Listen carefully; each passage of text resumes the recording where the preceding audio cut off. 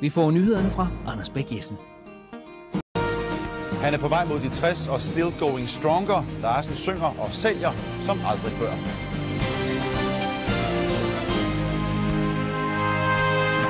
Vi er i gang med torsdagens scenenyheder. God aften.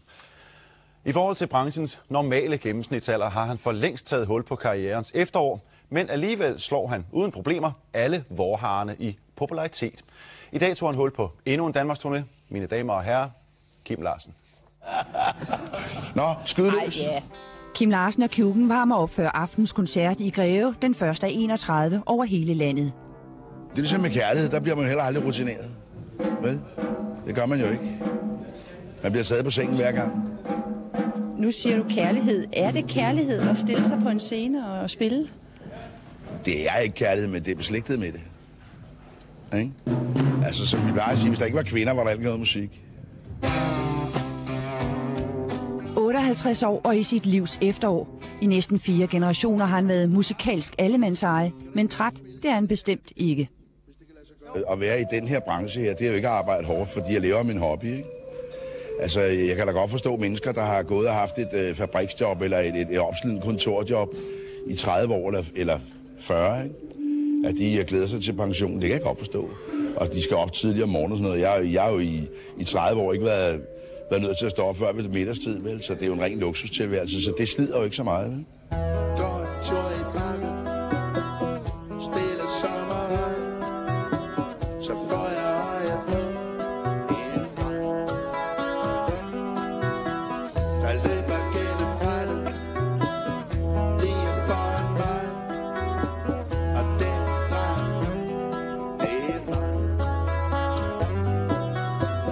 Dansk musiks Grand Old Man holder liv i en svækket branche.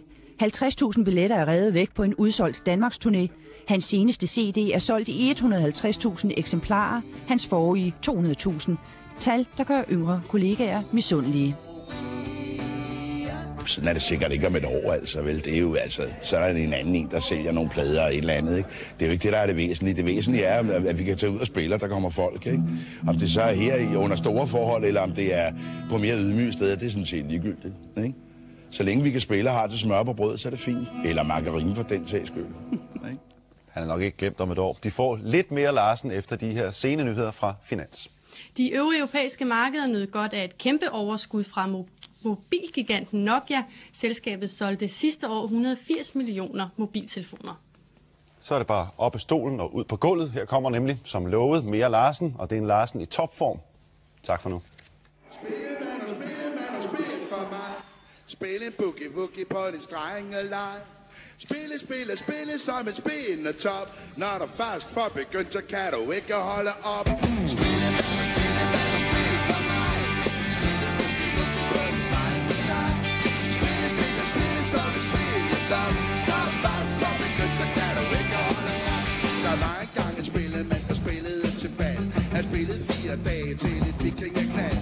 Af smut var der meget, og af flasker var der flere. Af kvinder var der mange, som ville mere og mere.